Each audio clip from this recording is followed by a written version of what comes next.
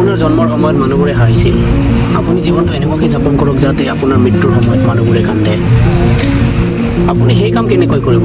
তাৰ কাৰণে আপুনি সফল হ'ব লাগিব নহয়। সফলতা কিন্তু এক বিন্দু নহয়, সফলতা এক যাত্ৰা, ক্ৰমাগত যাত্ৰা। আপুনি সেই যাত্ৰাতে আপোনাৰ জীৱনৰ ভাল কামবোৰ আপুনি কৰিব লাগিব। আপুনি মাত্ৰ এটা থিয়ৰী মনত ৰাখক জীৱনত। আপুনি নহয় জীৱনটো সংগ্ৰাম কৰিব লাগিব, নহয় আপুনি এটা কমফৰ্টেবল লাইফষ্টাইল আপুনি জীয়াই থাকিব লাগিব। সংগ্ৰাম আৰু কমফৰ্টেবল লাইফষ্টাইল দুটা বেলেগ বেলেগ শব্দ হয়, দুটা বিপৰীত শব্দ। আপুনি নহয় সংগ্ৰাম কৰিব লাগিব, নহয় নিজক সাধাৰণ জীৱনশৈলী লৈ আপুনি জীৱনটো অতিবাহিত কৰিব লাগিব।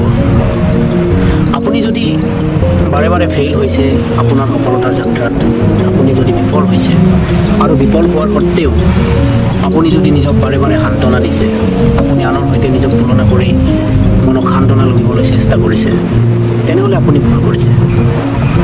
আপুনি যে বাৰে বাৰে ফেইল হোৱাৰ পিছতো যদি আপুনি কিঞ্চিত সান্তনা লৈ পেলাই জীৱনটো পুনৰ সাধাৰণ জীৱনশৈলীলৈ কনভাৰ্ট কৰিবলৈ চেষ্টা কৰে, সেইটোৱে আপোনাৰ বিফল হোৱাৰ আটাইতকৈ ডাঙৰ কাৰণ হয়, যিটো আপুনি নেদেখে, আনেও নেদেখে। আৰু এই সৰু বস্তুটো যদি আপুনি মনত পেলাই জীৱনত, তাৰ প্ৰতি যদি আপুনি সাৱধান হয় আৰু আপুনি এই সংগ্ৰামৰ পদক আপুনি আপোনাৰ যাত্ৰাৰ সাৰথি কৰি লয়, তেনেহ'লে আপোনাৰ সফলতা কোনো ৰখাব নোৱাৰে।